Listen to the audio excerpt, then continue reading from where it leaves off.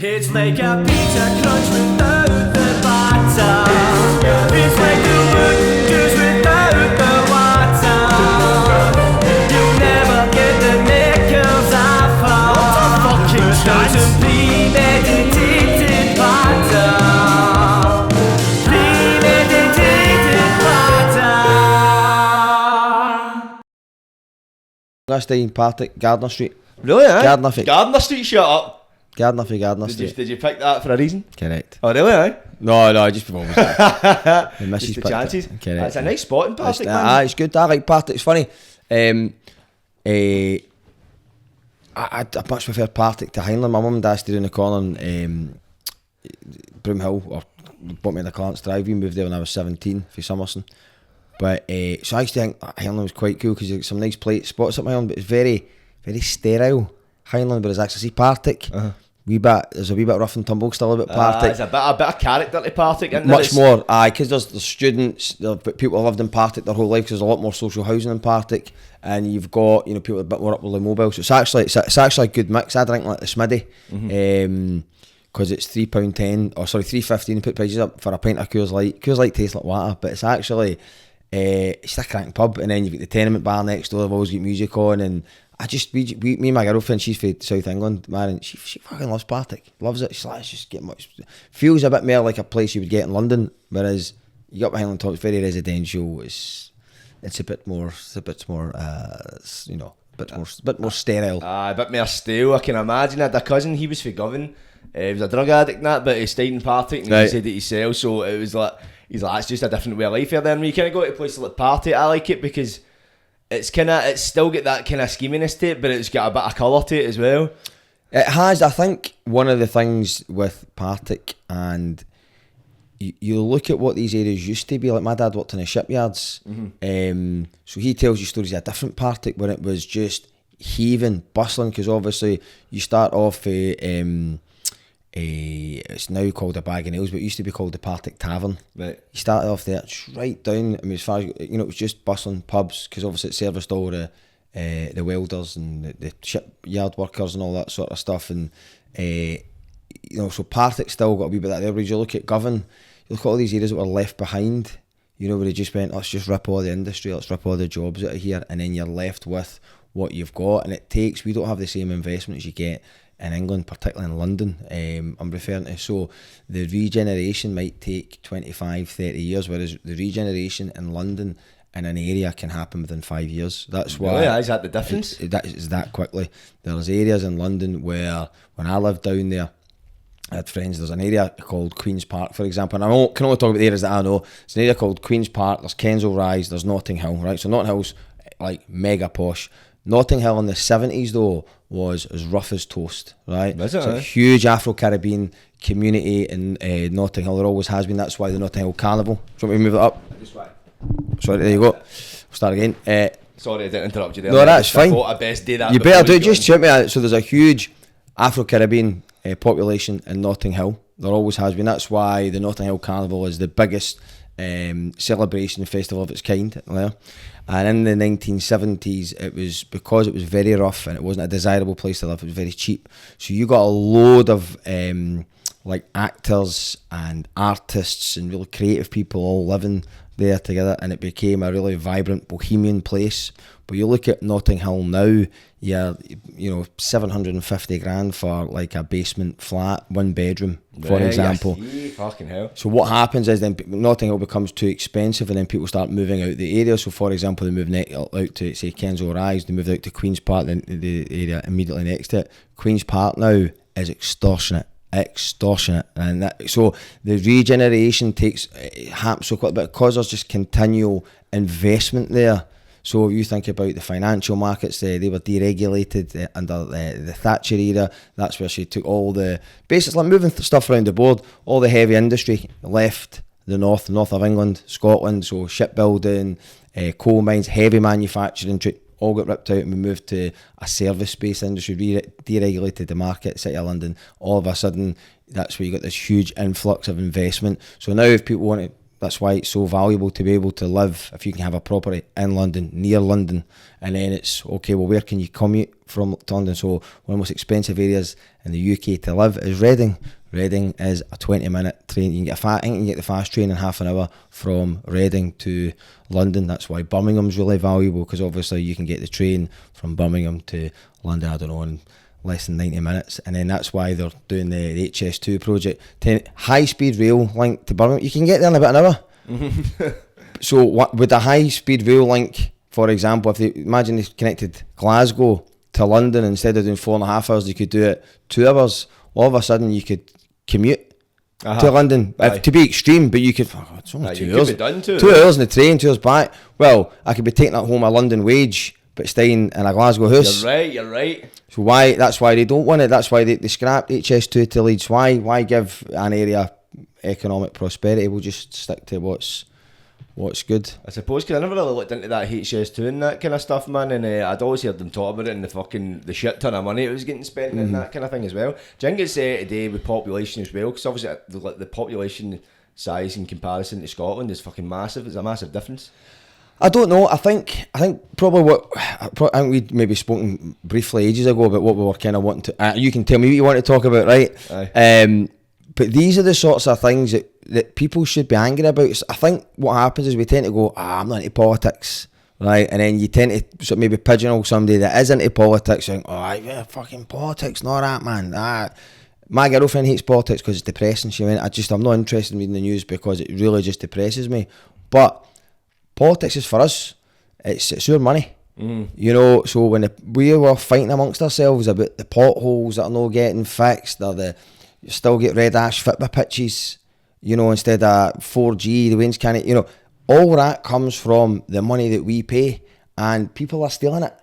People are stealing it, and then you start looking at where money gets spent and why it gets spent in certain areas and not others. And right, I'm sure we'll talk about it. You've got the big yes flag there. I'm a firm believer in independence, right? I've got my reasons behind it, but you can see why some people think, we don't want that. We're happy the way that the money flows to certain regions and certain projects just now. We don't want to start spreading the wealth about. Aye. If people are of the opinion, better the devil you know. It's fear. It's fear at its finest and that. And I notice see with a lot of your stuff today, because obviously you're a comedian at heart, and you do post a lot of kind of serious stuff like about politics, and you do break it down. I actually watch your videos and get educated by them, because politics is designed for the average layman not to get it. It's designed for fucking the club, I think so. Not have a clue. It's wait, I done a thing called Undercurrent. It was like a debate on Scottish independence, and I was just filling in for some cunt, right? So I got asked to date a night of 4, so I didn't really do research on who I was on the show with, but I was on it with like Tory councillors, fucking Lib Dem councillors, people that are heavily invested in politics. And there was times I was sitting like that, these cunts are talking a different language to me. I was like, I don't have a fucking clue. It's the first time I felt intimidated for a discussion, and I'm never usually like that. And maybe that's just an insecurity when you feel like yourself, this is designed in a way so we don't get it, so we can get fucked over kind of thing and that. I think so. I think as well what happens is when it comes down to anything like that, we tend to over-intellectualise the argument. So if, for example, independence, you've got a team of people or teams of people saying it's going to be really, really bad, and if we have independence, it's going to be an economic disaster. It'll be 10 times worse than Brexit, right? And the highly qualified people are saying this, right? So what they do is they wheel out as qualified as you could get, you know, PhDs in economic research and economic fiscal policy, and you think, bloody, he knows. But then the other side can bring out the as equally, if not more qualified economist or expert or financial analysis, and they come up with a different argument. So it really comes down to a toss of a coin. So is it that intellectual? But what happens is we then believe, I don't really know, I'll leave it to people that know more than me, or I'll listen to people that know more than me. Whereas actually a lot of the time it comes down to your intuition. You've been blessed with a gut for a reason. If something doesn't smell right, it probably isn't, you know. So when it comes back to politics, I genuinely believe that we're now in an era where politicians largely, and I'm going to generalise, they're in it for wealth, and that is another reason, just plain and simple. I believe that they don't want independence, because there's a lot of money getting carved up, right, down south at Westminster, a lot of money. So you've got guys that went to Eton, right, and they all go to Cambridge and Oxford. They're not clever. You think they're clever, particularly if you're working class. You know, we think, bloody, he must be clever. Rishi Sunak, I mean, he's a multi-millionaire in his own right. His wife's, family of a billionaire. He must be clever, though. I mean, he went to Oxford, right? He went to Eton, he went to Winchester College, and he did an MBA at Stanford, Connecticut. Now, to do an MBA is called a Masters in Business Administration. I've got one, right? So, but you're smarter than him. Everybody in the street's smarter than Rishi Sunak. That's a guy who couldn't use chip and pin. When he filled up his petrol tank, when they announced the budget, when he was the Chancellor of the Exchequer, they done a wee video of him in the garage, and the guy held up the machine for him to use the contactless, and he was like, he didn't know what he's doing. You can see it. Aye. This is a guy who went on radio, was asked about Scottish independence. I actually spend a lot of time up in Scotland. People forget that I've been on the ground up there, and we've done a lot of work in Darlington. There's a guy who, Winchester College, 45 grand a year to board full time. It will then cost you, I don't know, probably the same to go to Oxford, and then to do an MBA at Stanford, one of the best universities in the world, will cost you 75 grand. See, if you're paying all that money, they're not going to fail you. Aye. They're not going to fail you. I've got 2 degrees. I'm not particularly clever. Most people could get 2 degrees. Most people could, if you gave somebody 75 grand and sent you off to Stanford, you'd get an MBA, right? But we get led to believe that we can't, because these people are far superior intellectually, and they're not. That guy's thick. Rishi, I don't care what, he's stupid. If you might pull somebody off the street and go, listen, where's Darlington? Is it in Scotland? Aye. Right, okay, fair enough. Maybe that person works in a call centre. Maybe that person, could be a nurse, could be MD. Not really in my remit of knowledge. I don't really need to know if Darlington is Scotland or not. If your job is the most senior person in the United Kingdom, or when he was the Chancellor of the Exchequer, the second most senior person, and your job is the UK, you'd think you might go, fucking better, right, give us a wee test, where's Doncaster, is that, and he asks, right, where's Belfast, it's not Australia. You'd think you would maybe know these things. You'd think it would be part and parcel of having the job, and then knowledge. And then what we do is, we over-intellectualise it again, we try and make it, but these guys are, they're all brains and no common sense. You think, no, maybe they're just stupid. The difference is they're paying. So you think about these people, these politicians, right? They are all paid. They're coming from families that are paying, I don't know, 100 grand, 250, 300, 400 grand on their educations. Because once you go to these places, you can get a job like that. I've got 2 degrees. I was delivering pizzas during the first lockdown. Right? So there is no meritocracy for normal people. People always say it's about who you know. I've got friends who went to private schools up here, dear friends, great people. The contacts and the confidence that they have compared to somebody who went, and this is not to say that you can't be successful if you go to normal school, and it doesn't mean to say that you can't be a fuck up if you go to private school. It just means I've been out in the world, same as a lot of people. I've met many, I've got friends with people who are multi-millionaires. Most people that I know that are really successful have gone to private schools because they have got confidence. They are taught you can go and do anything. Just ask for it. These people have confidence and they have connections. And when you go down to places like Eton, you are essentially giving yourself a ticket into Millionaires Row. These people come from families with huge amounts of money. They are not interested in fighting for the rights of the dinner lady or the teacher or the rail worker. They are not really interested about the condition of the roads because they live in a bubble where in their road they don't have potholes, there's no graffiti, there's no parking issues. So why do they go into politics? Because of the money that they can make. Now, forget their salaries, right? 82.5 grand a year. Now, most people that earn 82.5 grand a year don't take all of that home. You've got to pay your tax, right? You should pay tax because tax funds a fair society if everybody pays it, but everybody doesn't, and that's how you end up fighting. But they get to expense most things, so they get more of their salary than most people, right? Where the money is in public money, because it doesn't come out of anyone's pocket. If I was to try and take 50 quid off you, right, I'd get battered. But if I was to try and take 50 quid off you, have you got 50 quid to just give me right now? No. Right, most people don't. Uh-huh. So if I was to try and get you to buy something off me for 50 quid or 100 quid, I'd need to be really good. Aye. Right? Aye. It's hard to make margin on something. If I had something, that cup, if I was to try and sell you that cup for 50 quid, you'd, but man, I'm not paying 50. Aye, that wouldn't happen. Worth 2 quid. However, if you got a contract to supply 100,000 of those cups at £1, would anyone notice if we just put £1.50 down? There you are. I'd get away with it easily. Right, and before you know it, you've made 50 grand. So you look at government contracts, they are handing out money and it's our money. So that's why these people have gone into politics, because all of a sudden they are in a position to start signing checks for people, and it's people that they know. Aye, it's funny that, innit? It always is. It's like, I like to use the term funny handshakes, because it is. It's like, it's so cliquey. And then you get these people, as I say, they've got the connections, because it's like, scratch my back, I'll scratch yours. So once they get the guy and he gets the top job, they're kind of like, you owe me a favour. And remember, that's how all this shit kind of goes down. Well, that for me, it sums up politics at the moment. People from Labour and Conservative governments go to school together.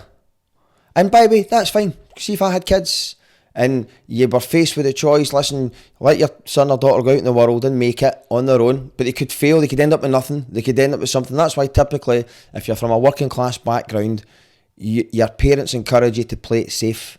Get a job. So man would get a good job, get a trade or get a good job, right? Mm-hmm. Typically speaking, working class parents don't say, go out, strike out on your own, start your own business, see if you fail, it's alright. Because typically they've not come from much, so everything that they've had to work really hard from. They're not going to encourage you to gamble it. Whereas people that have come from families, private schools and all that, they go like, oh yeah, just go, but it doesn't matter, because they own their own house. They've got a safety net. They've got a safety net, and also they know the system. They know, just go bust, who cares? Working class people, oh no, I need to pay my debts, I'll pay what I owe. Middle class folk like, man, we'll just go bust, I'm not paying that. And that's what happens. So when it comes to politics, like the story that's going about today, and people should be really angry, and yesterday's Michelle Moan, right? Do you know that story? I think now she's for Denniston, by the way, right? She's for Denniston. Did brilliant, started up her own, she did the Ultimo Bras, became a millionaire. She's married now, remarried to a billionaire, right? A finance guy. But basically during the pandemic, and there was loads of this, right? But this is the one to talk about, and just to break it down. During the pandemic, we didn't have any, the UK had no stocks of PPE, masks and gloves and gowns and all that, right? Because, again, I think the first 2-3 months of the new year, so January, February, March, they had 5 or 6 Cobra meetings. Boris Johnson never turned up.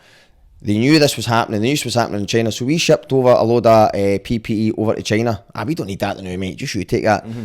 Then when the pandemic really hit, lockdown was sort of, when was it, April? Mm-hmm. That happened, April, right? Roughly, aye. There was no gloves, masks. Remember, hand sanitizer, you were having to go and get hand sanitizer 3 for $100, right? Mm-hmm. And what happened was they were desperate to get their hands on PPE. So what they did was, what Michelle Moan did, she, as a baroness in the House of Lords, she reached out and went, oh, I can source you PPE for my team in Hong Kong. Didn't even have a company set up for it. So she reached out to that Michael Gove, a cabinet minister. He put her on to another Tory peer, no problem at all. It gets sent into a VIP line. Normally when you buy stuff for the government, it's called procurement, and procurement's supposed to have, obviously, a real sort of clear process, because you're spending public money. It's not government's money, it's our money.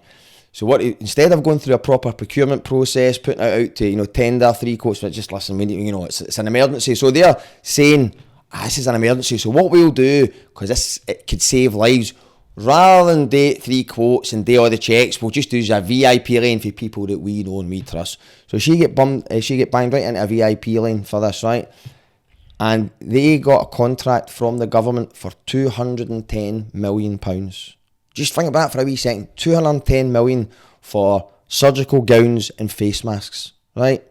Because they were going, whatever, nobody's questioning the price at this point. Nobody's going, much did you pay for them?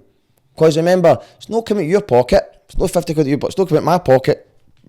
We'll pay for it down the line in future in higher taxes or public service cuts. So 210 million quid, right, that this company got for these gowns masks. Do you know what happened to their masks and gowns? I think they ended up, weren't they fit for purpose, were they? Got burned. They get burned? Oh, they had to destroy them. They're not fit for purpose. They couldn't right, get used. They couldn't get used.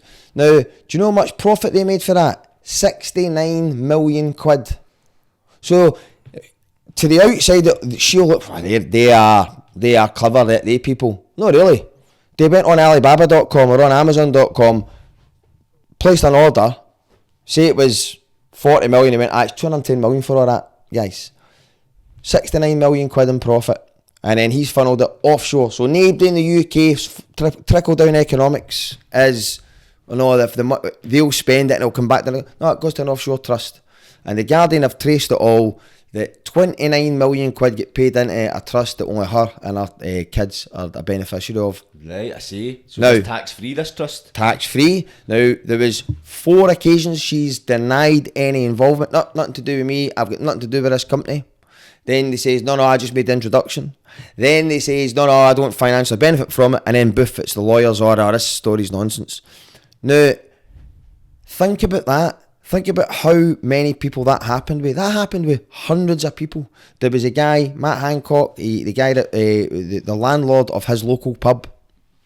The boy that was the landlord of his local pub, used to be his neighbour, texted him, WhatsApped him during the pandemic. Listen, can we can make stuff for you for the pandemic? I need bother. Bang. They got a contract for over 100 million, despite having no experience making medical equipment. You making millionaires overnight, that's coming back to you, innit? Aye, no. That's coming back to you. It's got to. That's coming back. There's a boat somewhere with your name on it. Now, some people, I hope I've not turned them off, because I hope they're not fucking boring. Because actually, people need to get angry about this, because where that affects us is we are now all paying 3.5 grand a year for our heating bills, where they used to be 800 quid. 12 months ago they were 800 quid a year, and now they've gone up to 3.5 grand. We're paying nearly £2 a litre a fucking diesel, right? Everything's getting more expensive. Life was good when we got the furlough, right? The amount of money that they're wasting, they could all pay us a 3 grand a month furlough forever. Maybe not forever, but do you get what I mean? That's our money. My brother's disabled, so when cuts start happening to services, so we're not giving people wage rises, we're not paying them enough money, people can't, we've got more food banks than McDonald's, I think there's a wee church in Partick doing it was called Warm Welcome Thursday, so they were putting the heating on and we're letting people come in to get soup and sandwiches, which is wonderful. But it's fuck me, is that where we are? Whereas the government out there, they wasted 37 billion on test and trace. And again, these are just numbers that you kind of just hear all the time and go, but you actually stop and go, what does that mean they wasted 30?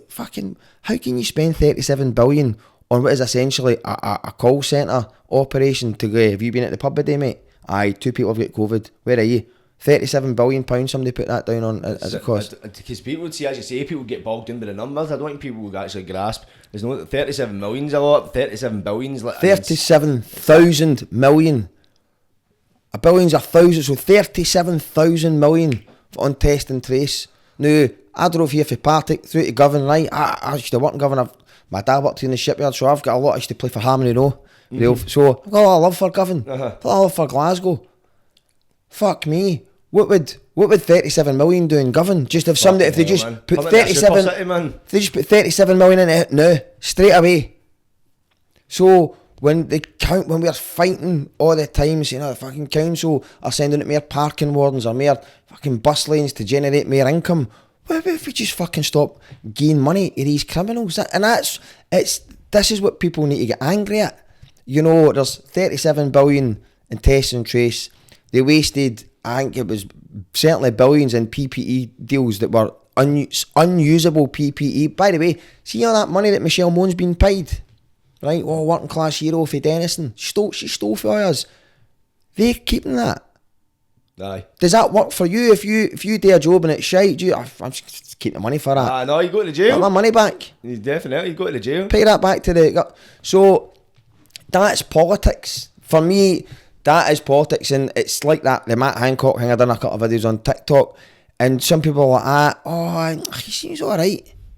I say, aye, cool, that's fine. Gives all my money back. Aye, that's the thing is as well. See, I made a point about it as well. It's like any other celebrity gets caught up in some kind of scandal, literally their careers on the line if they don't fucking come cap in hand and apologise. Matt Hancock, he just put on, I'm a celebrity, give all this money, and people are it's not that bad. Not that bad. Could you listen? See, you want to take 2 weeks off your work? What do you need to do? Put on holidays. Doesn't he? He works for the public. People have voted him as an MP. He gets 82 grand a year. I'm away into Jamesy Cottar for 4 weeks. Is he putting his holidays for that? Aye. No, but you and me need to play by the rules. Aye. You and me need to, and everybody out there has to play by the rules. You've got to put in holidays. If you're self-employed, you don't get holidays. But he's taking 400 grand. He's written a book. I mean, how's that work? I've written a book telling everyone about the pandemic because I was a government minister. Is that no basically fraud? How would anyone else? That's like somebody going into the council. Working for the council is, I don't know, Lord Prophets. I've written a book about all my time Lord Prophets. Here's all the stuff that happened behind the scenes. But is that no... I just can't get my head around it. And also, he handed out billions of pounds of contracts to people. And again, it's like...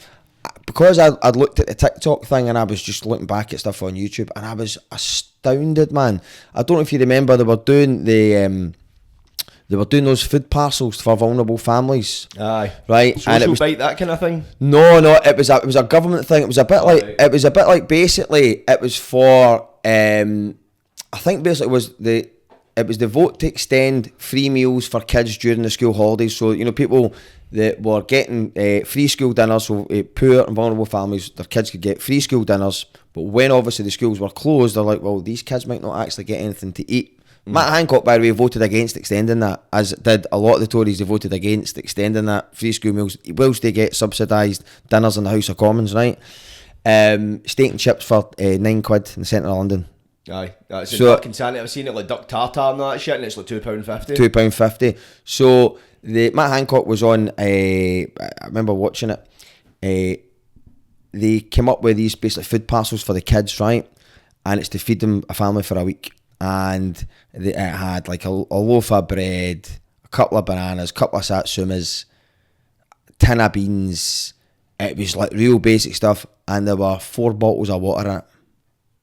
Four bottles of water to feed the family for the week. And I think Piers Morgan was like, why? Here's what you're getting people. Why is there bottles of water in that? Now, see that £30 parcel? See that parcel? That gets billed to the government at £30. There is meant to be, say, £10 worth of food on that. There's actually £8 worth of food on that. But you bill the government £30 because you need a company to put that together. So there's a company there that will either be Mighty or who's the other one? There's another big one that they use for all these things. These are all people that are married to Dido Harding, and that's so-and-so government minister. That's his wife that owns that company. Serco, that's it. Serco, aye. It's funny that, innit? Is it Serco? Is it the same people that fit the tags for people coming out of jail? Correct, but again, so that was, I'm sure, the justice ministers, his wife that owns that company. Really, it's funny that when you dig into, as you say, where they're supplying all this money, all these contracts, and you always find it's a friend of a friend, it's a relative, it's this and that. Now, the thing is, in life, that's how life works. Do you know what I mean? If you've got a load of work going, I might be pals with you might say, big man, I'll get you a job here. That's fine, no problem at all. That's how life works. But that's why these people are going into politics. That's why Sunak and Hunt and fucking all them and Johnson, that's why they all went to these schools, because they know, listen, you can go to those schools, you'll get a job in the government, you can start writing checks for people. And see, if you're writing checks for a 20 million job and they know we can get the job done for 2 million, 8 million we've banked. And you don't worry, listen, we'll get you some of that money in it. Well, they are. So they're not great entrepreneurs. Not like Steve Jobs when he was alive. You fucking make as much money as you want, pal. You made the iPhone. That's brilliant. I mean, that's worth the money. Aye. Cool. Mm-hmm. But these people are becoming millionaires by not doing anything. They're not. All they're doing is spending our money. The problem is, because it doesn't come out your pocket straight away, nobody's really that bothered by it. I don't find, you know what I mean? Aye. And that's where the whole, like you say, it comes back down to politics. People want to blindside you with information and make you feel that you don't know what you're talking about, because they want you to think they know better. There's a book that I read, it's you'd love it, right? Because it's wild. It's called City Boy. You ever read it? No. Who's the It started off as an anonymous blog. It's a best-selling book. It's about a guy who worked in the city of London, right? And he basically just becomes a mad monster, like kind of Wolf of Wall Street type thing. And he kind of just charts his own journey. He starts off as quite a socialist guy and then becomes a mad money grabber and all the rest of it. But what he says was, and it's to do with the crash of 2008, he says, we just make people think that it's really scientific. He says, but to be honest, it really comes down almost to the toss of a coin. And the reason that the stock market crashed in 2008 largely was because there was inflated value. Because everybody just kept saying, no, the value of this company is going to keep going. And then people just kept inflating the value. And then eventually someone went, what is it actually worth? What does it do? And they're like, it's worth fuck all. That's how, like they filmed The Big Short. That's what it was all about. People realised, no, these companies aren't worth anything, but people are fudging the figures. And this guy basically says, we don't get anything out of telling people not to buy a stock. So the whole point of a stockbroker is that they're experts in the financial market. You phone up your stockbroker, say, listen, I'm interested in buying, stock in McDonald's. Saying, listen, by the way, there's a big court case coming against McDonald's. Wouldn't they buy stock because it's going to be worthless? They're like, well, if I give them honest information and a good information like that, they'll not buy the stock. I've saved them money. But I don't make the sale. No. I don't get commission. The shareholders of McDonald's are not going to get any dividends because we've sold it. So actually, they've got these analysts, come up with an analyst, I'll just come up with an idea to justify, listen, it's going to dip for a wee bit because they've got this court case coming, but actually it's a really good time to get it because it's going to take a big jump after that. And that's what they're all doing. Everybody's just out for themselves. Yeah, no. And I think that's where we are with politics. So that's why I get quite into it, because I like kind of just trying to bring it down into layman's sort of terms, because it is quite simple. You do that quite well. That's the thing I noticed. That's what it's missing, is a lot of people, because as you say, it's like people are on the outrage and they should be, but there's a lot of people that just don't know what's going on. They don't have a fucking clue. And as you say, it's people are just trying to survive, and then they're just hearing bills are going up. And a lot of people can be quite subservient in that sense, like, you just need to go on it. And they don't realise, no, you can actually do something about it. People just think is like the powers that be make these decisions and you need to live with it. And currently that's the way it's going, but it doesn't need to be that way. I think so, and I think that's where, like, we grew up. I grew up. I used to read the newspaper. Like my dad worked night shift in the shipyards, and so like my kind of childhood memories were getting ready for school in the morning. My dad coming home, he'd put on at the table the 4 Morton's rolls, and the wee thin plastic bags, Aye. and he'd always put down the Daily Record on the table, back page, fucking right into reading the sport. So I've always been into reading the papers. But as a society, that was where you got your news from. I mean, I'm 39, right, so I'm maybe of the last sort of generation, but you got your news for the newspapers, and you got your news for the news. Channel 1, Channel 3, Channel 4. That was it. So you trust what you read in the paper.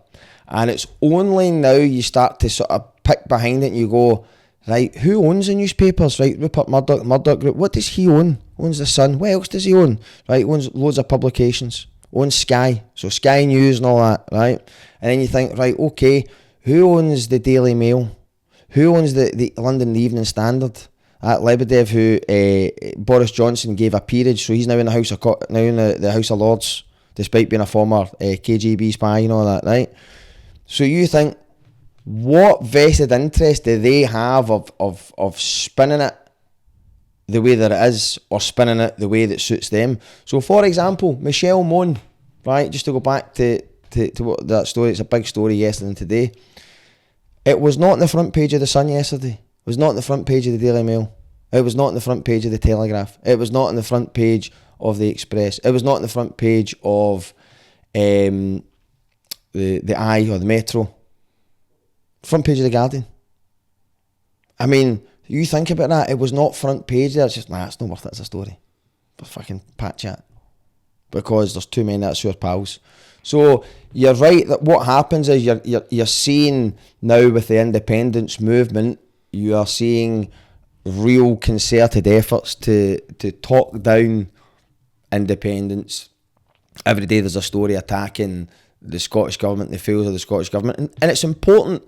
You're allowed to be a supporter of independence, and you're allowed to be a supporter of the SNP, and also criticise them. That's actually really important. It's dead important that you can do that. I've had people say, you're not. I said, mate, I'm a believer of independence. I've voted SNP, but we need to criticise them. Mm-hmm. Of course. I'm a Celtic supporter. You need to criticise the board. Aye. You need to criticise the manager if it's you. You can't just blame everybody else. But you need to, I think now, to get proper information, you're having to read 3 and 4 newspapers, 3 or 4 sources to kind of try and piece together what is actually going on here. Are you getting a quote? Are you getting a source close to? It's really difficult, and a lot of people, the younger generation, are turning to TikTok for news. So I kind of quite like, if there's something I feel a bit passionate about or I'm interested in, and I think people should need to know that, then I think it's quite a good little medium to kind of get out for folk, because it's a minute, 2 minutes, 3 minutes.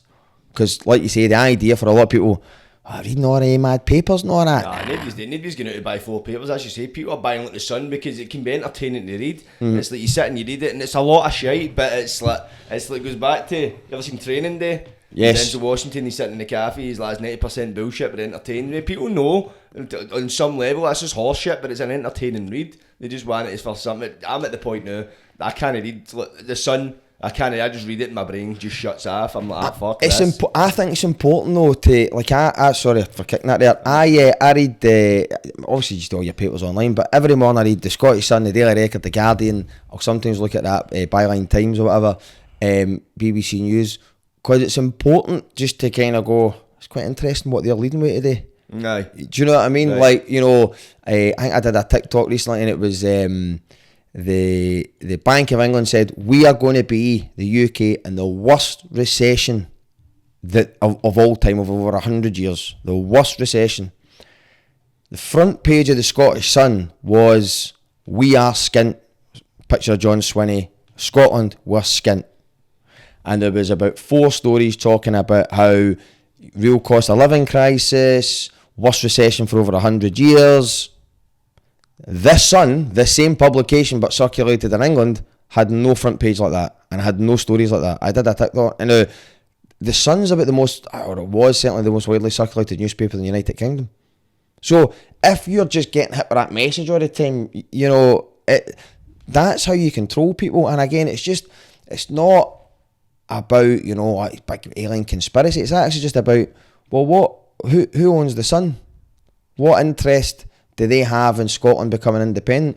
What interest do they have in a change to the status quo? Because actually there's loads of people down there getting loads of contracts, loads of government contracts, and house builders and construction giants that are donating to the Tory party, that are going, just keep building things there, that's great. Now we don't, and that's what's happening. Mm-hmm. What interest do they have in that stopping? And that's what's happening. A lot of people don't know these things. A lot of people don't know, for example, so when Margaret Thatcher came to power, was it 1979? I grew up during the Thatcher era. My dad worked in the shipyard, was always unemployed because obviously there was less and less work floating about. I've got friends who come from the southwest of England who love Margaret Thatcher, who went, listen, fucking mum and dad got to buy our council house and got a lot of jobs, came to the area, and all of a sudden it was boom time. You can't deny their experience. But equally, you also can't deny the experience of people in Scotland or North England where it was the opposite. So if you've got 2 things that both happened so it was a good experience for some people and it was a terrible experience for others, that shows you that something's not right. The current model of how you govern the UK can't really work properly if it's so good for the bottom end of the country but so bad for the top end of the country. I would have thought common sense tells that, Mm-hmm. Some people get bogged in as well, and there is a lot of division, as you say, that you get the media and that, they fuel the flames of division, and it's a mad thing. I think it needs to. I'm obviously a staunch fucking yes believer and all that kind of stuff, but right now it's a mad time, because it's kind of like, right, is this going to happen? Because obviously you've seen the Supreme Court knocked it back and that kind of thing, and what's your thoughts on that? I think I was more than anything, I was sad because I just thought, whether you wanted Brexit or not, people voted for Brexit and we got Brexit. If people are voting because they want a referendum and they can't get it, I think that's quite sad. So that was disappointing. But I think as well, a lot of people are losing sight as well of the fact that, okay, the Supreme Court have said no, Scotland doesn't have the right to hold it of its own accord. But a lot of people are forgetting, remember, the UK government have just said no. They've just said no. You know, you don't need the Supreme Court. The UK government can say, yep, actually, we'll suspend the I can't remember what they did last time, but it's basically just they change the legislation temporarily, like they did in 2014, where David Cameron said, yep, you can have the referendum, no problem. But they thought support for the referendum was about 25%, and it ended up at 45%. So have your vote, have your wee vote. Mm-hmm. So it's more about that. I've got friends and family who will be no voters. That's okay. I think as well, I think you've got to, you know, actually bring people along with you. If that's their view, you know, we need to be able to have conversations about it. And you might not change their mind and they might not change your mind. You still be able to shake each other's hand and go, listen, you're not a bad guy, right? That's what you think, that's theirs, right? But I think in terms of independence, when you look at how support has risen from, I think, was it Thatcher came to power 72, I think 79, it was when they first wanted a referendum. I think support for independence was, I don't know, 12% or something like that. Mm-hmm. So if you look at it over a 50-year period, it's gone from 12% to 45 to might be hovering around about 50. So it looks like it's only going to go in one direction. Mm-hmm. Especially the climate is now. It's going to happen, I would think. If you were looking, if any political scientist was looking at it, I mean, you don't need, but again, if you just look at over a 50-year period, support has steadily risen. So what's going to happen in the next 50 years?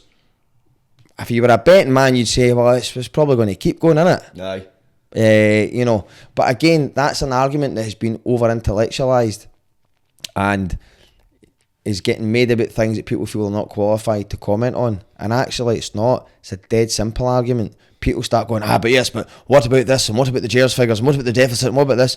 You should just vote with your intuition on that one. Because see if somebody's desperate for you to stay, you've got something to offer them. Mm-hmm. See if you're at an afters and somebody's desperate for you to stay, they want something for you. Aye, you're right. See if they don't like you.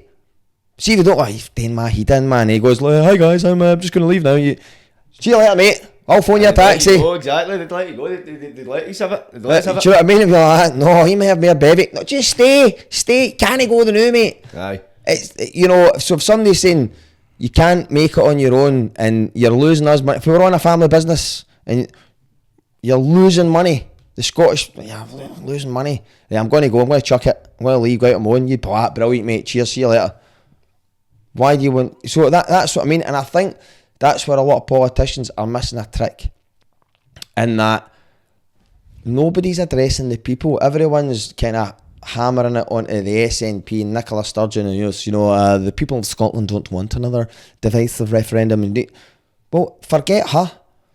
There's, even if it's only 30%, there's, I don't know, 1 million people that want in Scotland. If you were counting it that way, is there not 1 million people out there that are wanting something? Surely you could just reach out and address them and say, listen, we know that people, there's a lot of people wanting independence. We're going to try and reach out to you. We're going to try and get you to see our point of view. Instead, it's just I feel you're kind of trying to gaslight the public. Just by saying, no, nobody wants this. Nobody wants a referendum. Nobody wants it. Well, but obviously they do. Aye. I'm not saying everybody does. I wish they did, but obviously people are wanting it. So I don't think there's many savvy politicians out there that have realised, I'm going to start appealing to the people that do want it. Maybe I can change some of them. Like you say, it's very divisive. And I find that a really funny argument as well.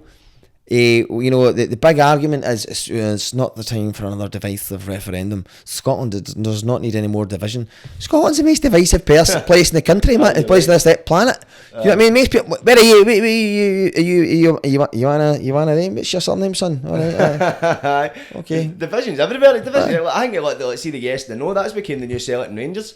But it is, like, we're a divisive nation anyway. Do you know what I mean? Because you're like, the most Scottish thing you can have for your breakfast porridge. you know, you put sugar on it. Some people have salt on it. Aye. Fucking can't get more divisive than that, man. Do you know what I mean? So I don't think having a referendum is going to, you know, oh, it's, oh my god, I can't believe I've got to answer this question. It just feels so divided. All right, okay. It's fucking bonkers, man. It's like when I done that undercurrent as well. There was a lady. She was like a Tory councillor for Shock, and then she was saying about it's just causing so much division and that. And I'm like, that's in Glasgow, mate. Know what I mean? It's like there's been division since the day I was born. Aye, I think it's that. I don't think there's. I think for me as well, you've got to weight things by the power of people's arguments to stay. And if somebody came out and said, listen, we actually need you to stay. We need you. You've got a load of amazing resource and amazing people. We actually need you to stay. You can't go. We really need you to stay because we might not survive without you. So let's work together. I would maybe you go, all right, okay.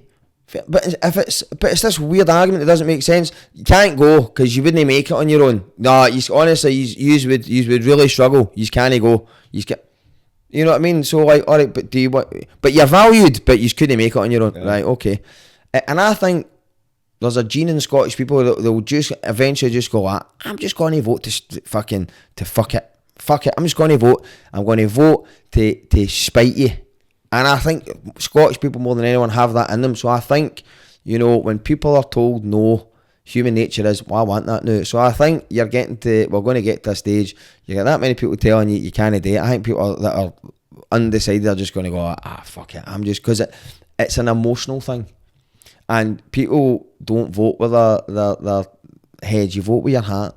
And actually, there was a report done. It was he's a PhD. His specialism is actually in. I think he's a world leading expert in independence referendums. That was his. Really? It was in the newspaper again. Sorry, in the newspapers. It was a Norwegian professor. It was a recent study, and he analysed the independence movement for Scotland. He said it's not sloganistic enough. He said that the currently the way they're trying to sort of argue it is very managerial and, you know, sort of, you know, white papers and this and that. You actually need to look at the success of Brexit and the success of Trump in America, because those two things were pretty disastrous and offered the people nothing, but they went for it.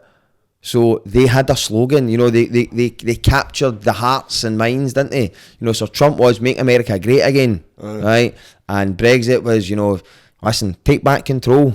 350 million a week on the NHS, lies.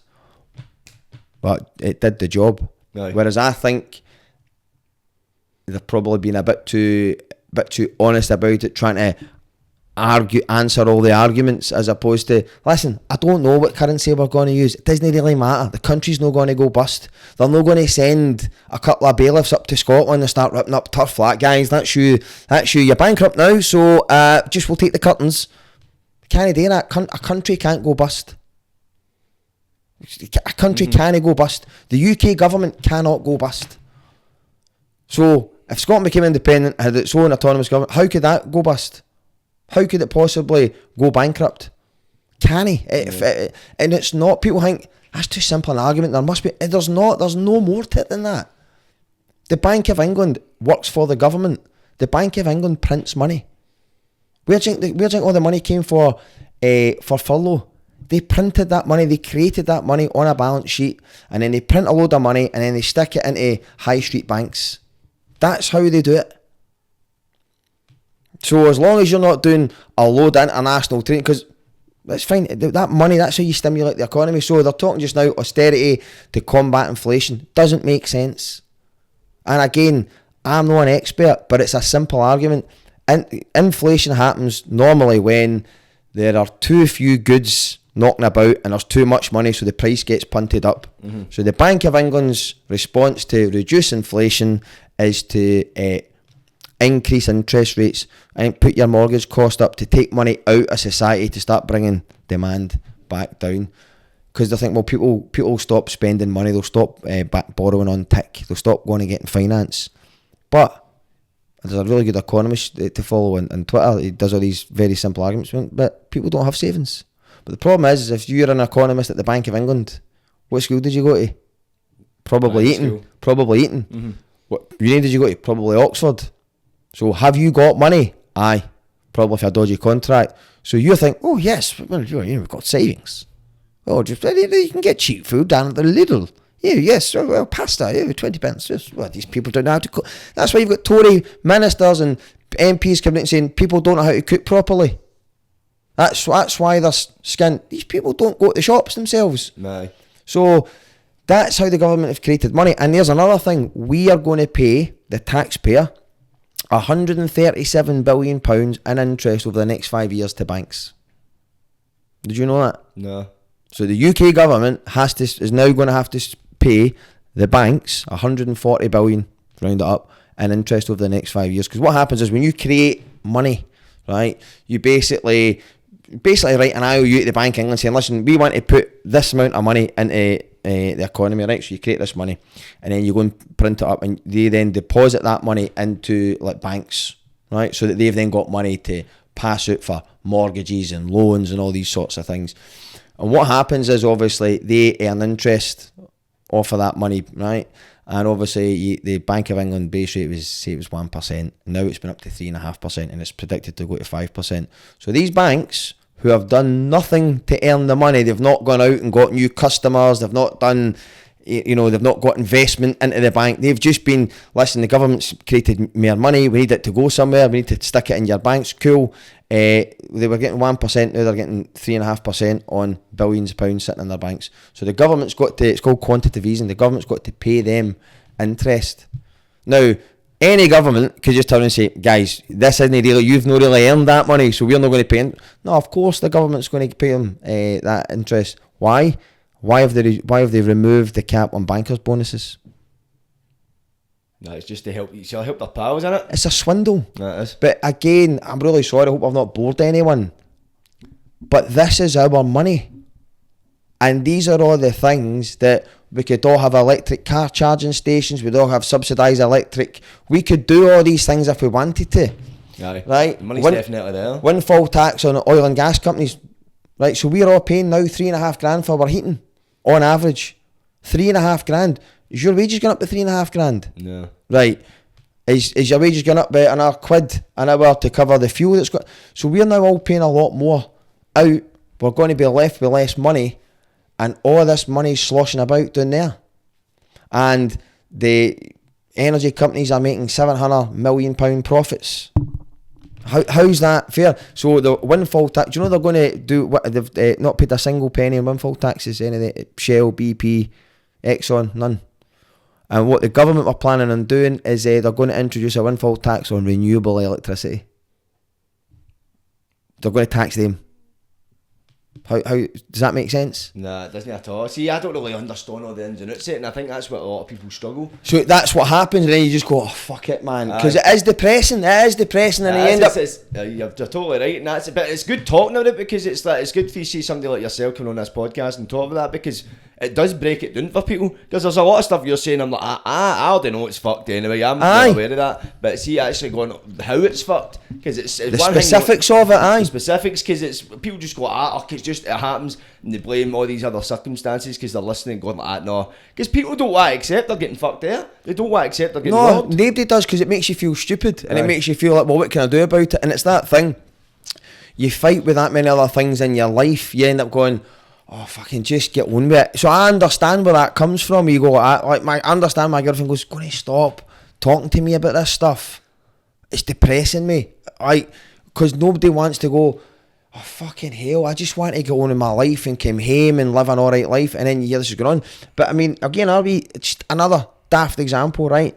So we need to hit, we're trying to hit carbon neutral targets and all the rest of it, right? That's one thing people think, I don't really care about the environment, I'll not be here by the time it all goes tits up. And that's fair enough, right? So less about that, but it's more about you've got these big energy, oil and gas companies, again, record profits, they're not doing anything though for it, are they really? Like, do you know what I mean? Like, if they said to me and you, there's you on that oil field there, I mean, you'd be like, fucking bro, it's free money. It's not like me and you went out there and came up with some bit of machinery and an invention, we went, listen, baby, we can drill oil for you, just clicking our fingers here, right? So they're doing nothing to get all these profits. So the government and a lot of the government ministers, people that are in the House of Lords, that they put in the House of Lords, all work for oil and gas companies. Who did Liz Truss work for? An oil and gas company. There's oil and gas companies that pay MPs second jobs. So, like, for example, I think Jamesy Cottar, who was briefly Chancellor of the Exchequer, these people have got jobs as MPs on 82 grand a year, or a minister on 130 grand a year. They've got second jobs where they do 10 days a week 10 days a month consultancy for 200 grand a year. What are you getting for 200 grand a year that a guy does 10 days a month for? They will then lobby for things behind the scenes. So they go, oil and gas, fucking windfall tax. Go and see you're into your work tomorrow. Tell them we don't want a windfall tax. Tell them that will stop investment. Right? They don't fucking pay tax anyway. Right? Renewable electricity, renewable energy, what stuff that doesn't cost people. No, fuck that. Tax them. So they're going to do a windfall tax on renewable energy.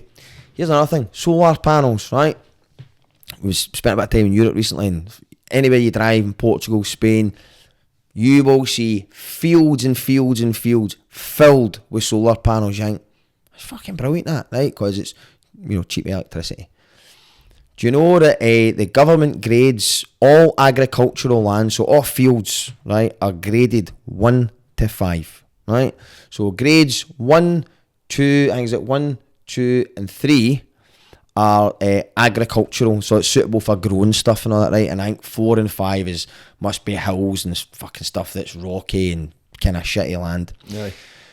Solar farms or solar panels are suitable for all land grades 1, 2 and 3, right? Right. And the government are passing a bill where it says that solar farms are not available on any land graded 1, 2 or 3. Why are you doing that?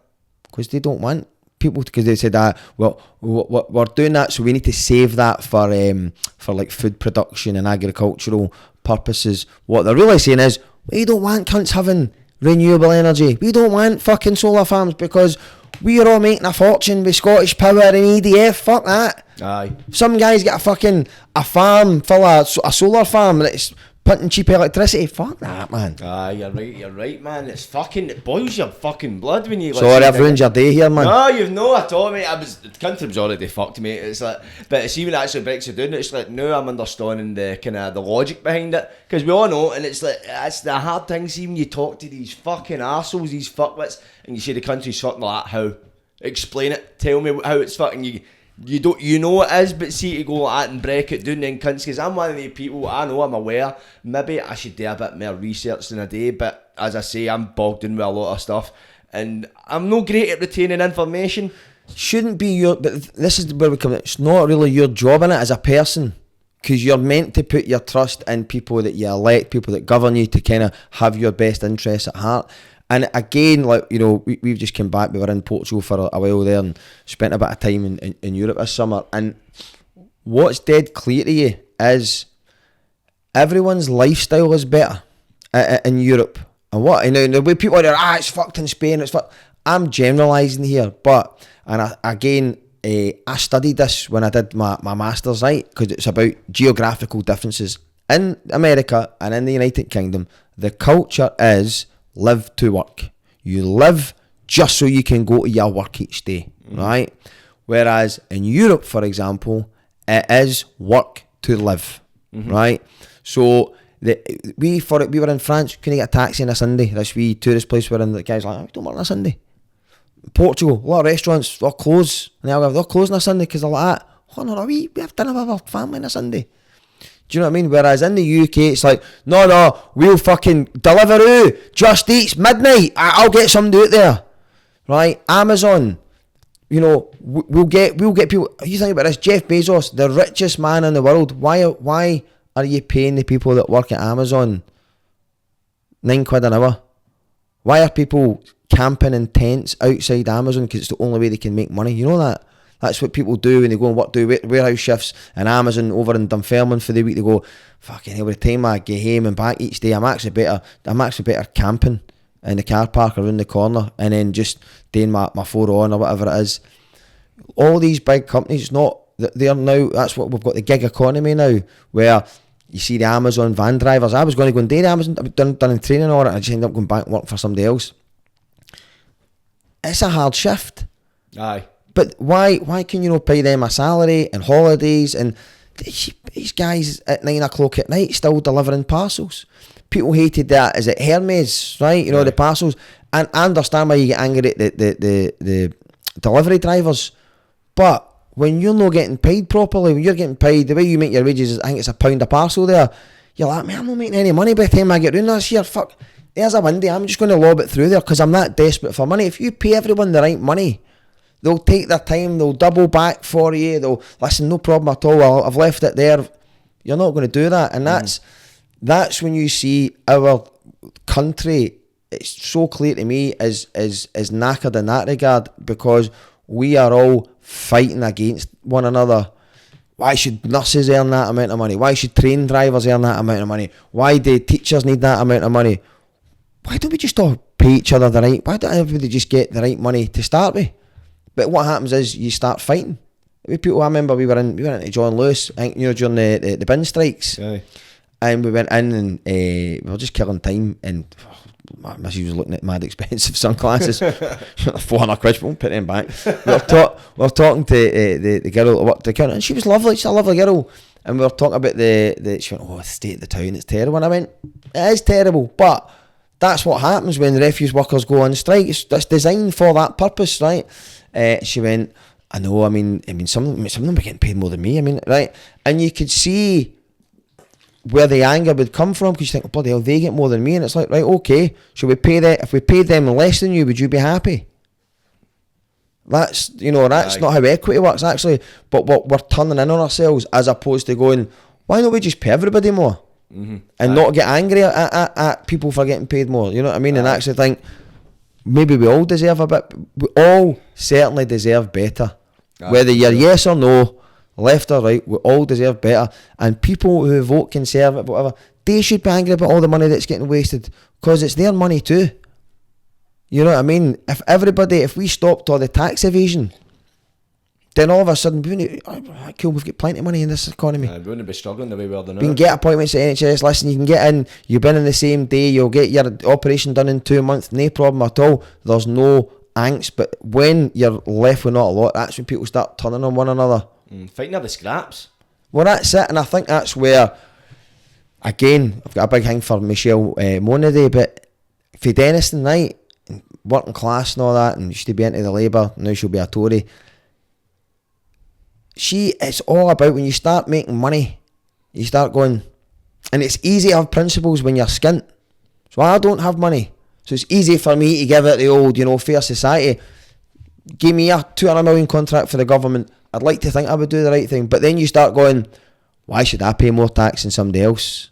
So I can see how easily that happens. We go, I fucking pay too much tax as it is. I'm not getting into these countries. Well, if I walk into the hospital, I'm not going to get seen before the bin man who doesn't pay as much tax as me. I should get seen first. Aye. So I can see how easily Toryism or that mentality can occur. But it's because, as you say, you're fighting over the scraps. Because actually, the people that we know that earn good money or that have got their own businesses, they're not the top earners. The top earners are these, the lords and ladies and the ones that are getting all the dodgy contracts. If they all paid tax, if they didn't funnel things offshore, if Apple paid tax, if Google paid tax, if Uber paid tax, if everybody did the right thing, all of a sudden, the tax office no chasing the hairdressers and the painter and decorators. But as it is, it's the easy mark that people are going for. It's not the ones at the top, it's the ones at the top. You know what I mean? It's the ones at the bottom that are getting chased. And the people that have no got it to depart with. And that is, I remember being in a taxi and having this fucking argument with some cunt. No, it wasn't so much an argument, it was like a debate. I says, it's about corporation taxes, increase that, the money to bin it, and they were like, Amazon would just take their business elsewhere. And I'm like, what, talk shite. But for the difference, I think how much money Amazon makes in this country alone, think of the percentage of tax, how much that would take off their profit. Nobody would shoot themselves in the foot and eliminate all profit just for the sake of an extra bit of tax. I think that's a fascinating point, and it all comes back to, like, you think about Nike and, Apple, whoever it is, but I think Nike, for example, great company, great brand. When I say great company, great brand, everybody likes their stuff. Why are they paying factory workers in Indonesia £1 an hour? Nobody's that good, are they? Yeah. Because if they were that good, they'd go, you know what? It's a great brand. We actually make everything here in America, and then we ship out. And you know what? We pay everyone a good wage. But what happens is it's all just about we're in the grip of a real capitalist. And capitalism's no bad in its purest form. Like, you want people to make money and be entrepreneurial. That's cool, because people that make money employ people. If you employ people, they'll spend money, and that's great. And if you work hard and you've got your own business, you deserve to make money. That's absolutely cool, man. But the problem is that we're just learning for all these companies going, no, all these top companies are all paying minimum wage. There's Shell paid $1.5 billion in dividends, right? Or $1.5 billion in profits. If you work for Shell in a garage, how much you get paid? Buttons. So you think, I work for a good company. Do you? What's a good company? How, like, that's been, if you're that good and you're making that much money, how can you just pay everybody a good wage? So, you got a lot of false messages, at night, just do it, take an E and all that, and we're activists and all that. Alright, cool, much do you pay the factory workers in Bangladesh? Or have it here. It's like an unspoken secret. It's like everybody knows it, but nobody actually focuses on it. When obviously, as you do, they're doing all these daft campaigns. I'm not saying it's a daft campaign, but they're doing it, and it's just a popularity contest, just so you think, you are good guys, you are great people. You know what I mean? It's a great company, but actual fact, they're not. I think it's like supermarkets. I love getting in and wondering about supermarkets. Just, I think I grew up in. I was going to say I grew up in Asda Summerson, right? But I grew up in Summerson, and I used to go to Asda every day, and I would take my older brothers get cerebral palsy, so I would take my brother in a wheelchair, and we would kick over the toilet roll displays and all that. Me and Alexander, because he's in a wheelchair, and people, oh no, don't worry about it. Me and Al would be like. So I kind of grown up just, and I fucking do I do the cooking and all that. So I'm always wondering about supermarkets, and you look at supermarkets, they position themselves as the nation's friend. Tesco, every little helps, isn't it? And that says the price, right? And what's the Morrisons one, right? They ruined that. Take that song for me, that shine. I love that song as well, man. Right? But I was just a wee example here, and I will make a TikTok about it. But we like a wee can of Coke Zero, me and my missus. That's the way we live our lives, right? You know what I mean? A wee can of Coke Zero, that's your treat, right? In the wee convenience shop in Dumbarton Road, right? You get a can of Coke, Coke Zero, printed price on it, and it was 59 pence. I think it was up to 65 pence, right? So single wee Coca-Cola fridge, 65 pence. If you walk across the road into the Morrisons supermarket, proper supermarket in Partick, and I did the mash, you get a multi-pack, a packet of 4. Do you know what the average price per can worked out at? Nice. For Morrisons, it worked out at 72 pence a can. Really, eh? How the fuck can Morrisons be more expensive when you're buying in bulk than the wee newsagent on Dumbarton Road? Right? Because supermarkets were meant to be all about giving you value, because, well, actually it's a supermarket, we can buy in bulk, we get what's called the economy value. So we buy in bulk, we pass on that saving to you, so you come to the supermarket. But if you go to the little shop, you only get a couple of shelves, you can't fit as much product on, and you charge higher prices. They are all positioning themselves as friends of the economy. They're just fucking rip-off merchants. You got the wee Tesco Express everywhere. Stuff's dearer in the Tesco Express than it is in the big Tesco. You think, what's the fucking point of me coming here? Everything's a money trap for people, and I just think this is wild, because again they're hoping that people don't do their research, and you're now having to start going to 2 and 3 supermarkets now to try and get the best value for money. I like having porridge for my breakfast in Aldi's and the Partick just behind the Morrisons. I think it's £1 for a big box of porridge. I went into Morrison's, right, just because it's a shorter walk, and I think I had my flip-flops and shorts on, right? And I went in, and the porridge oats, I had Scott's porridge oats or whatever, the guy with the kilt and all that, and it was 2 for £3, or it was £2.10 a box, right? So that's price manipulation. They're wanting you to go, fucking, it's quite dear, £2.70, but, or £2.10, but if I buy 2, it works out at £1.50. Why not just sell them singly for £1.50? Because the only people that benefit buying in bulk is the supermarket, because they get to shift more units with their suppliers. It's like, that's why you get all these 3 for 2 in the multi-pack. I remember buying it was a big shop, man. It was about 100 odd quid, and I'd bought millions of 3 for 2s, because you know, you see the yellow and black 3 for 2, 3 for 2, and it comes up saving today. Aye. I think I saved 2 quid. Genuinely, but in my head, you know what I mean? It's marketed it to you, is that because a lot of times I get bogged down by like, oh, it's like 2 for 4 quid, but it's like fucking £2.50 each, and then I'm like, what the fuck? I was like, it's 4 quid, but no, I mean, I'm like, do I really need 2? No, I'm just buying it because I think I'm getting more value for my money. Aye, and like, I said, I've got to be in my bonnet about all this, because again, I've spent a bit of time in Europe this summer. We were away for a few months here. There are not as many supermarkets in Europe as there are in the UK.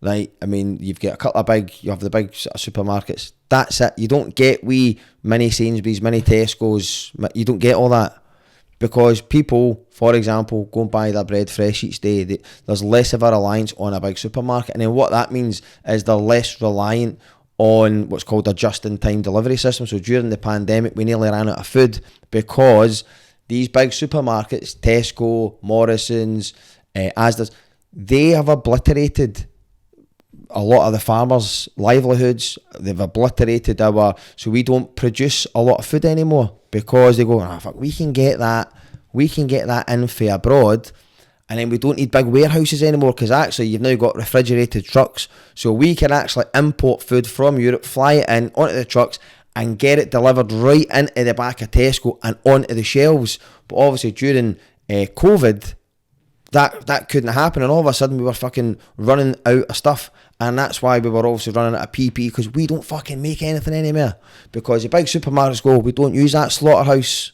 I've sold double glazing for nearly 10 years. I've been in thousands of people's living rooms. I've been sold to a lot of farmers I didn't know anything about farmers, and they're like, listen, it doesn't matter much what it costs us to produce the beef this year, or to rear all the cattle that we, you know, he said, because we used to use that slaughterhouse, but actually the only people that buy the beef anymore is the supermarkets, because people don't go to the butchers, people don't go to the bakers, people don't go to the candlestick makers anymore. We are becoming like America. We're getting sucked in to big companies, and then they're dictating the terms. So it's like the club card with Tesco. It's 4 quid or it's £2 with a club card. How not just charge me £2? No.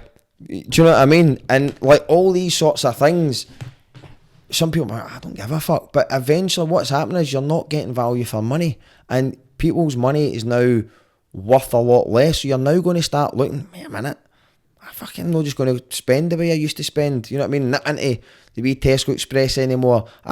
My girlfriend is from England, so naturally she is tight, but she's from South England. She's famous, she'll tell you, she's like, I'm tight. I'm so much more aware now of where I'm spending my money, because I'm not fucking paying that. I'm starting to get that as well. You're starting to need to budget more, because like, fuck, it's going quickly. So you're just buying just wee daft amenities, as you say, wee meal deals, that here and there, and it adds up. Well, the thing is as well, going back to independence, remember a lot of banks and some supermarkets said, if Scotland becomes independent, we won't be there. We won't be able to afford to do business, and we'll have to leave. Have you ever heard so much rubbish in all your life? Corporations that take money off people are going to say, we're not going to take money off you guys anymore. And see, if they did all have to leave Scotland, remember they were making out that we'll need to leave. Cool, somebody else will pop up in your place. That's what happens. If these banks went, we can't afford to be in Scotland anymore, somebody else would get together, a big group of businessmen with money, saying, we'll make our own bank. Banking, I mean, that's another con. When you think about, traditionally when you used to put your money into the bank, it was to keep it safe, so that nobody would rob you. You've got the security and safety of a bank, right? And the bank would keep your money, and then the bank could speculate, because they've got this loads of cash. It used to get paid 10% on any money you deposited in the bank. Now you get 1% if you're lucky for having your money in the bank. But what the bank can do is they can now go and speculate 10 times the amount or 100 of what they've got deposited in their banks.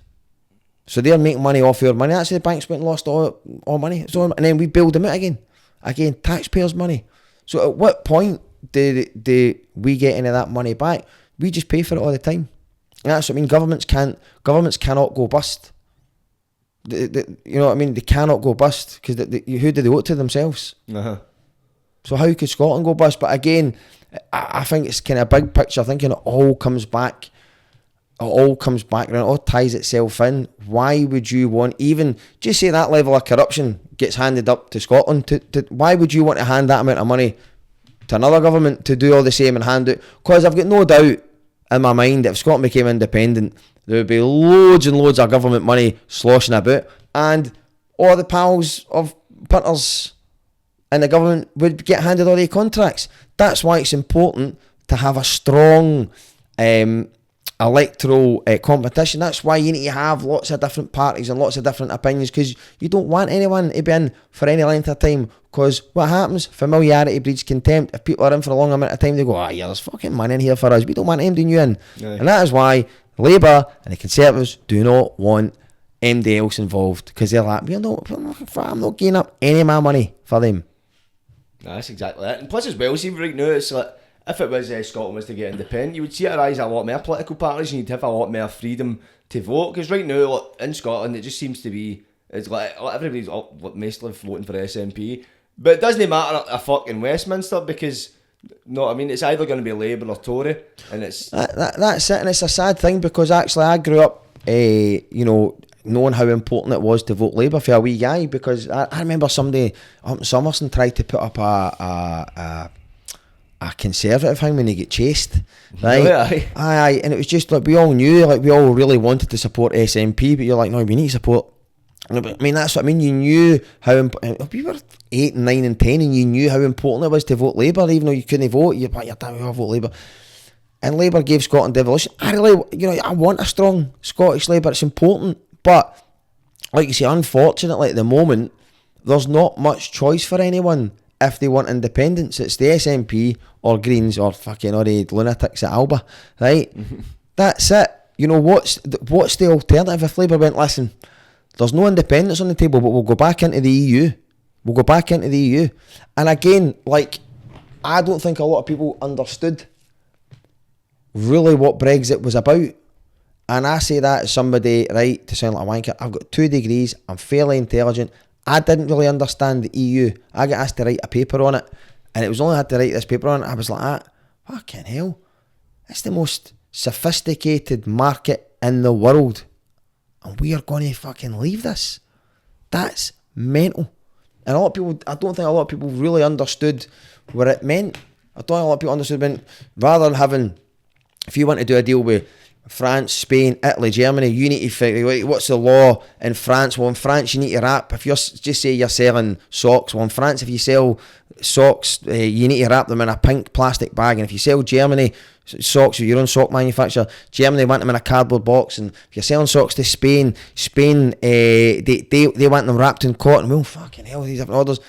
All these European countries come together and they created an individual set of standards. So it went, well listen, if you're selling something to France, we'll just make the requirements the same for all member countries. And all of a sudden, life is easier. And then you've opened yourself up to this huge market, this huge amount of people. 20 times the amount of people you had available before. Brilliant. That's amazing. You can come and go as you please. Amazing.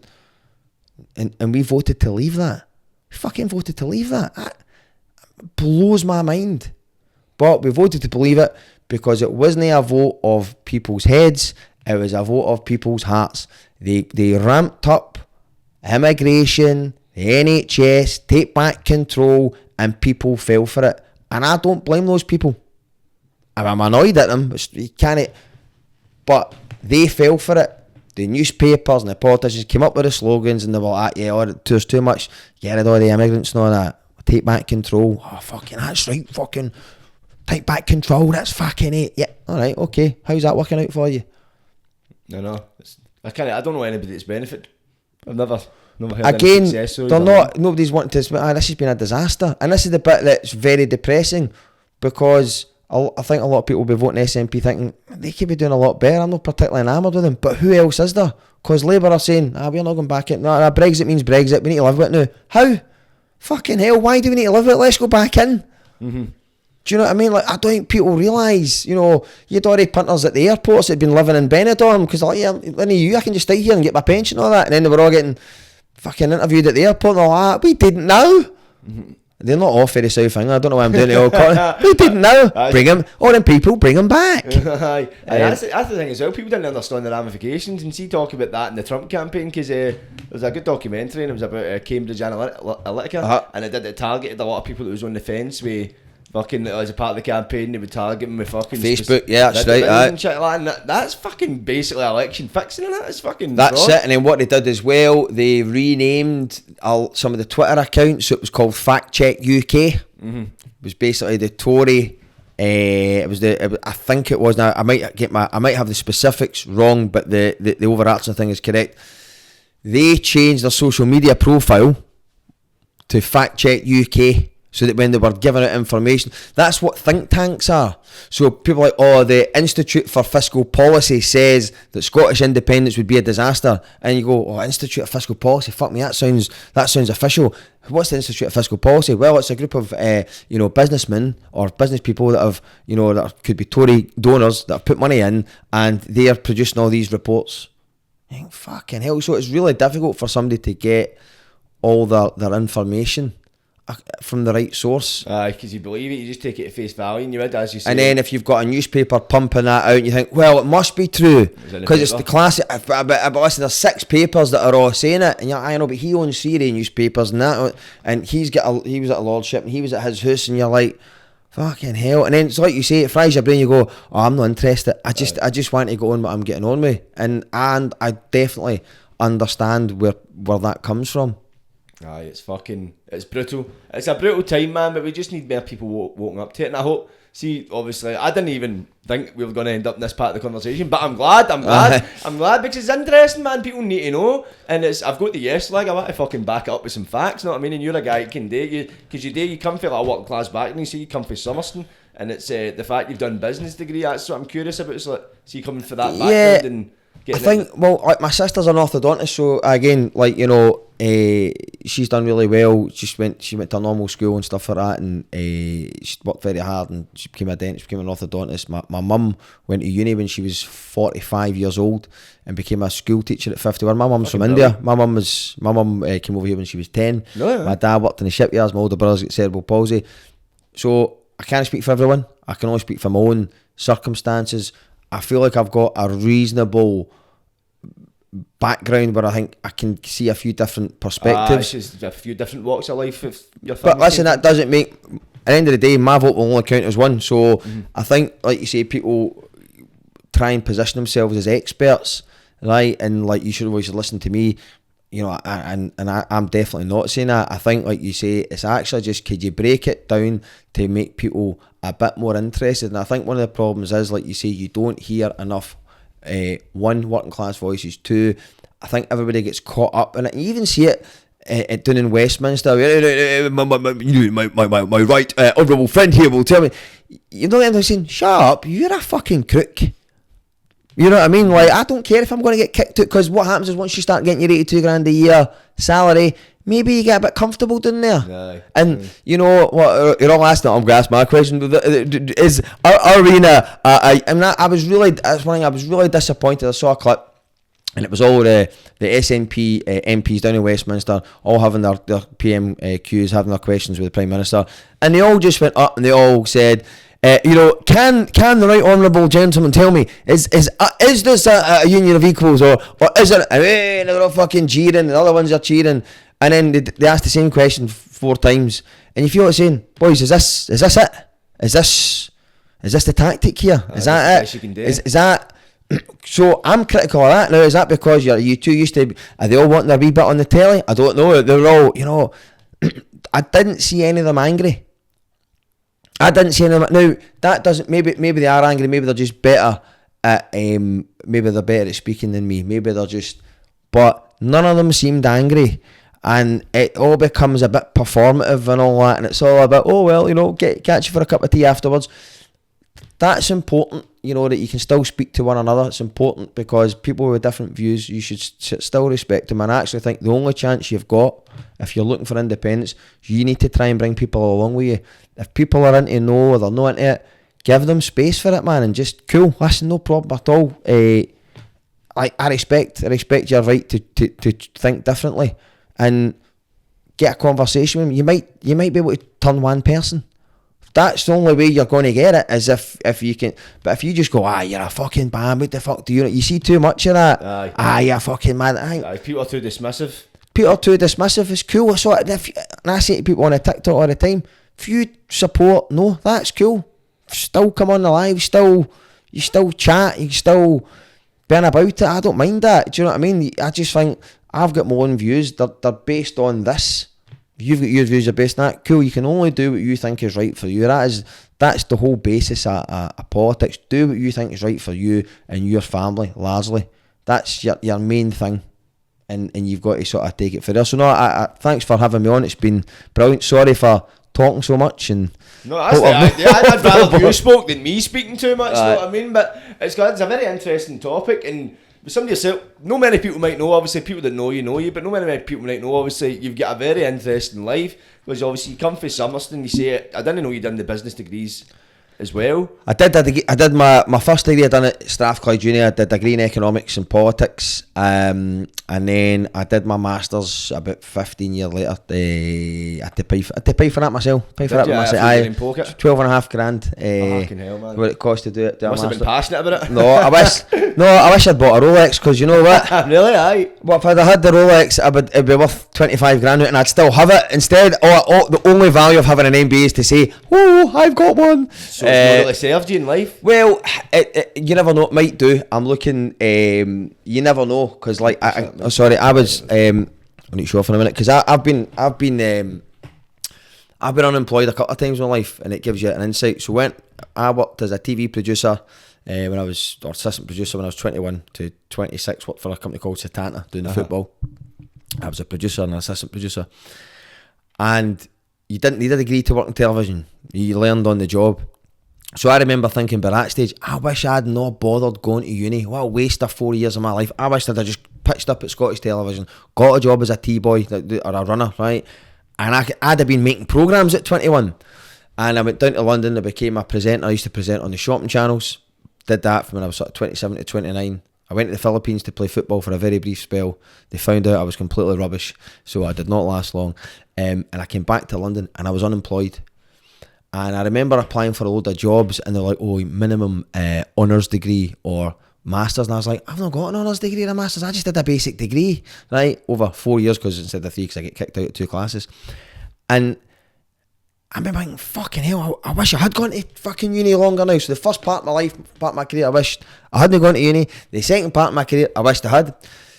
I got a job. I worked for C.R. Smith for a long period of time, selling double glazing, and I worked really hard and did sales. And I remember my boss saying to me, you should do the MBA. A guy called Ian McFarlane, great guy, transformational leader. Just he should be running the Bank England, right? Smartest guy I've ever met. And he said, you should do the MBA, be good for you, like he did it. And then I did the MBA, and you think, right, for this fucking really good degree, I'll go and get this, I'll be able to get in it. Fucking still can't help you, get the job that you want, because you need so you might need to know somebody, or you might need, or you've not got the right experience, but you're well qualified. So it served me well in a lot of regards, because the whole concept of it, this business degree, is it's designed to, if you were to run a company or something like that, they want a lot of directors and stuff like that to have an MBA. It helps you to think apparently a bit more critically, strategically, empathy, building high performing organisations, marketing, all that sort of stuff. It kind of does a bit of all that. So I think it may be well. I'm trying to get into sort of college lecturing, which I would like to do. I'm very passionate about being on my feet. You'd be brilliant at that. I think you'd excel at that. And again, I also want, because it depends. Nobody needs to get a degree in life to be successful or to be intelligent. But I would like to work with people, so that if they only end up going to college, and that's as far as they want to go academically, I want to be able to teach people and inspire them that you can be successful in your life with just that, or no matter what. Even if they drop out, you think, I hope you give them the confidence to go and achieve what they want to achieve. Because when you come from a working class background, you naturally don't have the same level of confidence in yourself, your own ability, or I certainly don't. You kind of think, oh no, somebody's going to find me out here, I'm not good enough for this. So I'm kind of passionate that way. Like I say, I'm kind of proud of my upbringing and, you know, like I say, what we've achieved. But I think the main thing is just for me, just try and help people. Try and be a good guy. I've not always been, you know, as well behaved as I should have been or could have been. But I think as long as you've got a bit of self-awareness and you go, do a bit better, try my best, and if I can help folk, amazing. That's exactly it. It's a noble cause, man, and as you say, see the college lecturer route, I think that'd be the perfect spot for you, because you can engage with people. See, you're talking to me, you're able to break things down for me as well, and see people going to college, it's predominantly like kind of young people, a lot of them left school maybe.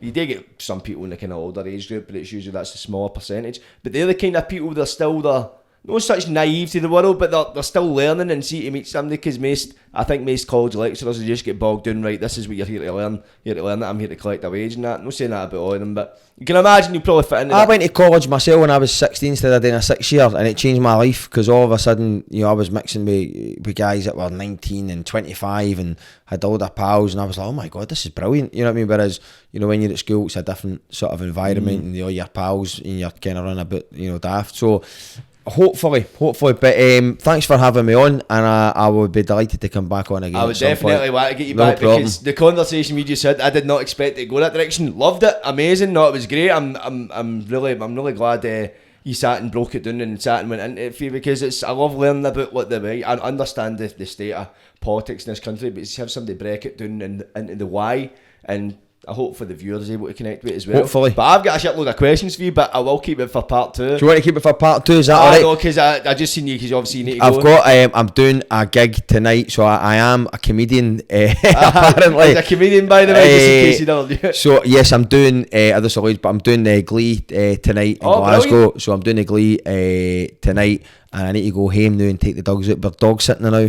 Right. So we've got my cousin's dog, and we need to take the dogs out before it gets too dark. Right. Really? That's the glamour of the life. So when you saw me on Dumbarton Road, I'm on Dumbarton Road. My girlfriend hates attention, by the way, right? Oh, and I'm like, I'll be on Dumbarton Road every day at 4 o'clock. If you see, I'm like, is it TikTok? I've got something in my teeth, no bother. Glasgow Live it is, I'm desperate for people to know it's me. Woo, it's me. Definitely. You must be getting it now with the Glasgow Live thing, man. Who are you pumping at Glasgow Live, by the way? Somebody actually, the football player Mark Reynolds used to play for Aberdeen and Dundee United at Palomine. Met for all the boys years ago, and Reynolds sent me a message saying, how long is your dad worked in Glasgow Live? But it's brilliant. No, you definitely, because you have put in the graft. Obviously, I've known you for the best part of a year, man. It's good to see you on your journey. You're finally getting your flowers. Know what I mean? You're putting it on TikTok, and you're posting. You're built up a steady following that, and I hope it's rewarding you in your comedy career as well, as much as it is rewarding. I hope so. Aye. So I think we'll see. I've got a few shows coming out at the Glasgow Comedy Festival, so I think once I start posting the links and seeing if the tickets go, that's where I'll find out. But I will come back on for a part 2. I'll definitely 100%. have you. If you just see if you've got any dates in that you want to promote, or say it into the mic, mind. Say it in the mic. I would say just follow me on Instagram at comedyjames, on TikTok at Jamesy Cottar, and that's me. Thanks very much. It's been an absolute pleasure having you, my friend. Thank you for coming. Thank you. Get a part 2. Cheers, mate. Like, subscribe, and don't get wide. Catches.